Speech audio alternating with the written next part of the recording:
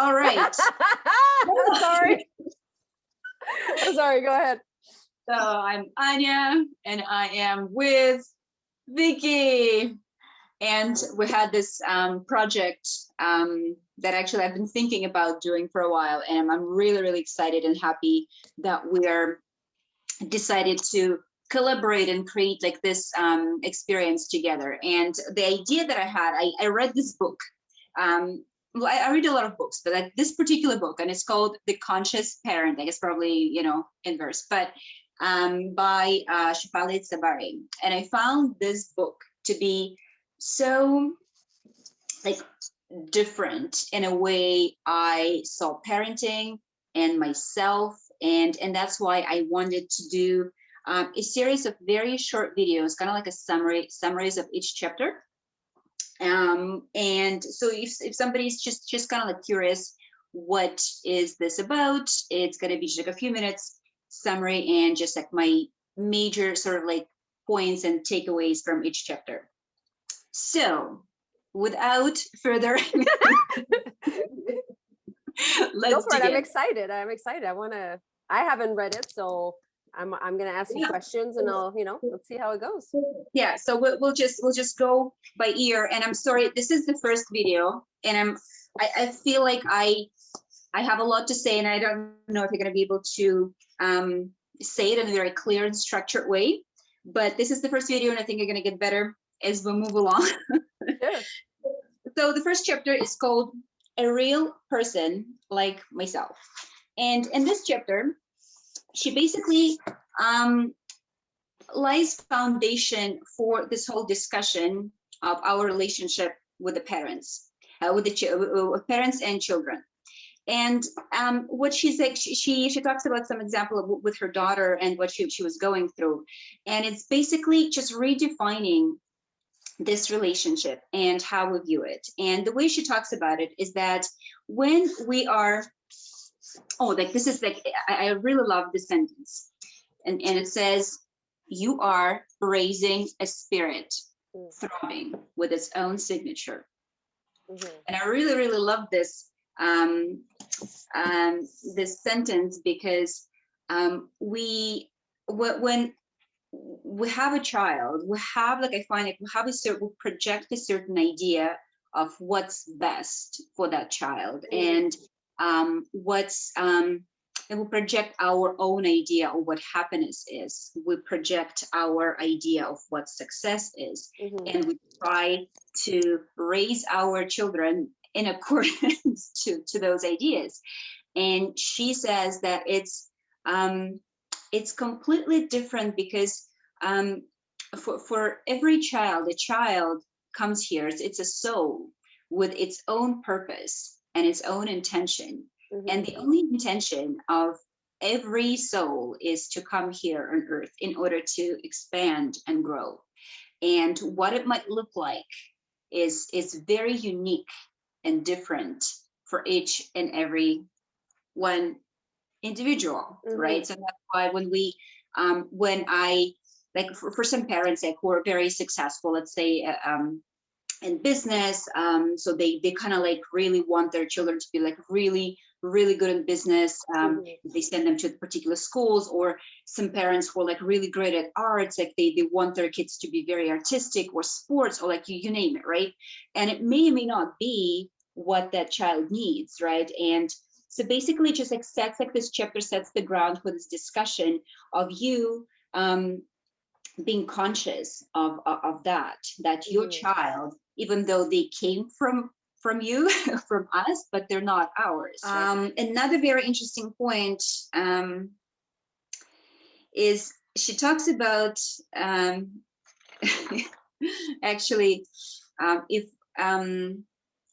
viewing the whole process of parenting is also a journey for us to receive our lessons, because we're not just here to raise our children, but children are also here to raise us as parents. And I think if you see that space is just a space like to see those lessons on both sides, right? Because we're not just here to teach and teach and teach.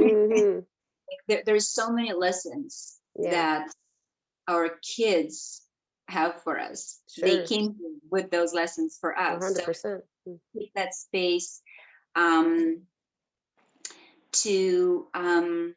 keep be an on this open mind, like keep an open mind. That yeah. Then another one that I really loved, it says to connect with your children, first connect with yourself.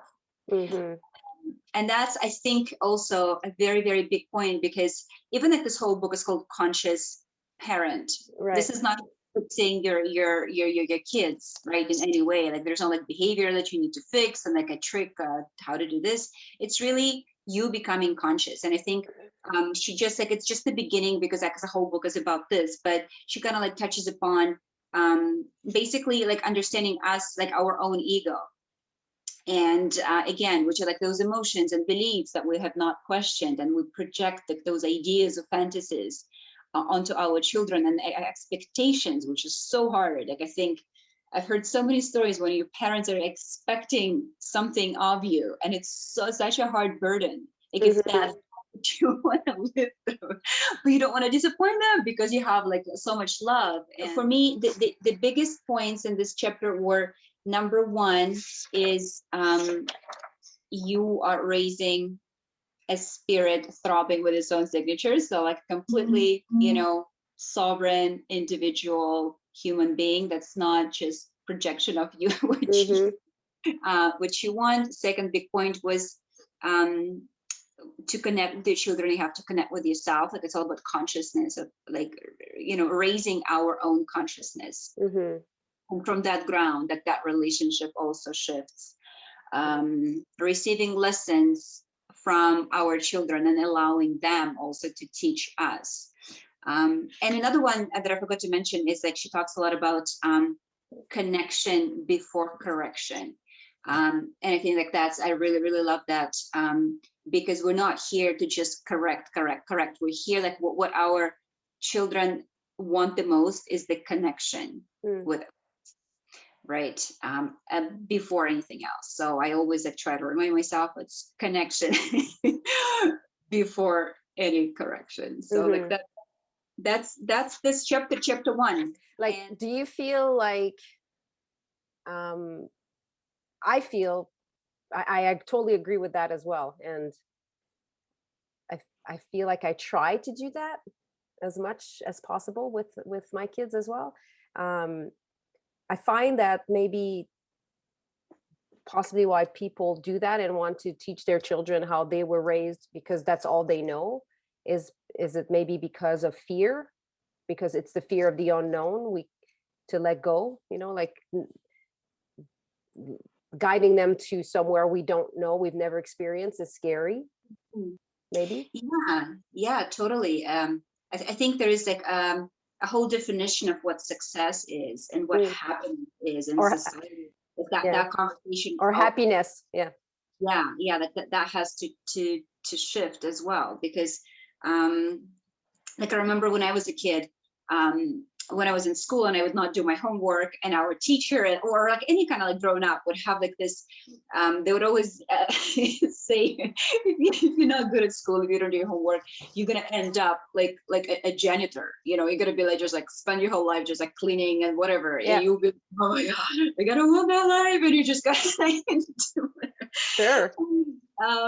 So like all of that, and it just kind of like goes from generation to generation. Like there's like so many beliefs that we have not questioned, even though like there are things that some like there's so many different paths to experience growth and expansion, and judging any one particular path as being not good or not the best, or you should never, you know, not the norm. Not the norm. Or like it goes a lot about arts as well, right? Like, oh, like I don't want you to be, you know, like a starving artist, and you just get a business degree anyways, or like get like become a lawyer, and you know, like how many stories like of that have we heard? And so that's the first point that she's making here. you're raising a spirit throbbing with its own signature. I really love how she really sets the ground to just like respect that. That's right. You don't own that spirit. Yeah. You don't own that spirit. Like they're here for their own journey. So yeah, and it's a fine line too of you want to push your children to do good and push themselves to accomplish to, you know, you don't want them to be lazy. You want them to push themselves to, you know, do something, accomplish something, but in that still in what, you know, what they want, not what you want. Oh, well, you're your own spirit. You don't feel like doing that? Fine, don't do that. You don't feel like doing that? Fine, don't do that. You have, as a parent, you're still responsible to push your children to do the best they can be, whatever that is, right? So what for you, what was the thought that kind of like what's the biggest takeaway for you from that chapter 1? Yeah. I think my spiritual journey didn't start until I had children, for sure. I mean, having children made me realize that there's more than me, first of all. So ego, you know, and ego is not just as I used to think. Ego is, you think you're so this, you think you're so that, right? People, you're so egocentric. You think that that's what it means. But ego for me is also the bad side of not thinking good enough of oneself is ego as well. It's that voice that's, you know, so for me, having children started that internal conversation. I don't know if it's a motherly instinct thing or if it's more of a mother than father. I'm sure there are some fathers as well that are more in touch with their spiritual being, but going back to my takeaway is, yes, connection and listen instead of talking. We do a lot of talking as parents, right? Because we want to teach them, we want to show them, we want them to learn our ways. But often if we just don't talk and listen, it's surprising what they will tell us. Yeah. So it's hard to do. Yeah. It's not always easy. Yeah, it's not, but I think that that's the whole beauty of the journey, is like to have that space when you're vulnerable and when you're just, you know, learning from them as well. Like, and, you know, just like I think it's actually like I'm so happy with doing this, because just like by speaking it out loud, I feel like it just I'm almost like again, like it's the whole process of consciousness, which is like, it's not just like some state when you like achieve. It's just kind of like it's a progressive, you know, it's like bringing your awareness constantly to the, right? Like one more moment of awareness, and that's like this never ending process, right? And for me, I can hear how I am I've been very stuck in that kind of state of like, I'm a parent, I'm like an authority. I have to teach and teach and teach. And that's kind of like, you know, so for myself, like to hold that space for like with my kids, when I'm just like, you know, I am learning from you, you know, like I did this right, I did not do this right, like you know, it's kind of like going back and, you know, going through that journey together, because like there's no, I mean, there's no like particular place to get. It's really just the whole journey of us, like both, you know, a parent and a child, like going through this journey together and sharing those moments. Like that's there's nothing bad. You know? Yeah. So scary, like it's all right. But yeah, I think like we want to be, I don't know, maybe that depends on each person's upbringing, but this illusion of wanting to set the example, right? So you feel like you have to be perfect. Right. That's a big one, right? That's a big and so if I mess up, I'll be the first one to admit it, but it's hard to always try to do perfect and always try to to be vulnerable with your children. Is it a sign of weakness to them in their eyes? Because you want your child to feel safe, you know. So sometimes I feel like but yeah, I've had moments where I've cried in front of the kids, and that's something I try not to do. If I'm feel sad or weak, should I be showing those emotions? And then, but the times that I have, surprisingly, they were both encouraging. Or if I show my fear of, you know, my journey of becoming a photographer, and sometimes I'm like, okay, I'm so nervous because I don't know if I can do this. Ben will be the first to be like, Mom, you know, you can do this. And he's the one who has anxiety issues. Meanwhile, he's the one reassuring me in these moments. So obviously it's helping him as well to see me in that situation. So yeah, being vulnerable is important. Yeah. My gosh, like I feel, just listening to you, I feel like this is truly like our kids are such teachers to us. Like, they're equally, holding as many lessons for us as we do for them. So I think it's just like, it's a beautiful, beautiful journey and relationship. I don't think you can ever do anything wrong. It's just, Yeah, I mean, you could. I mean, if you have good intentions. But then again, like Yeah. that's part of like being human. Like Yeah.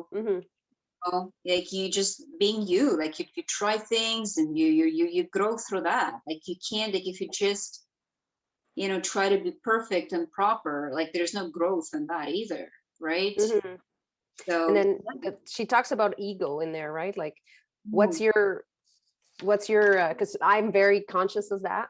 I've done that for the last, I've told you that, right? I've been practicing for a good 3 years now, diligently every day, making sure that I'm aware of the ego and I'm aware of this other, there's my truth self and my other one that's scared and worried and thinks I'm not good enough and thinks I'm messing up. And so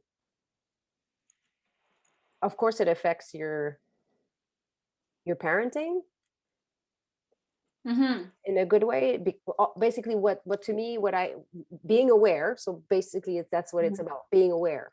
Because if you're not aware, you're not practicing it, you react instead of being, so you react too fast. So something happens, you react, you get mad.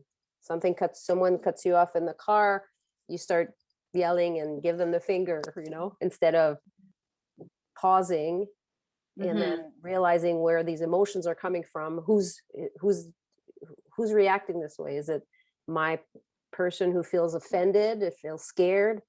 Am I scared that my child's gonna get hurt? Am I reacting because I'm afraid? Should I? And then to take a step back and say, okay, I get it why you feel this way. So it's a lot of work. Yeah.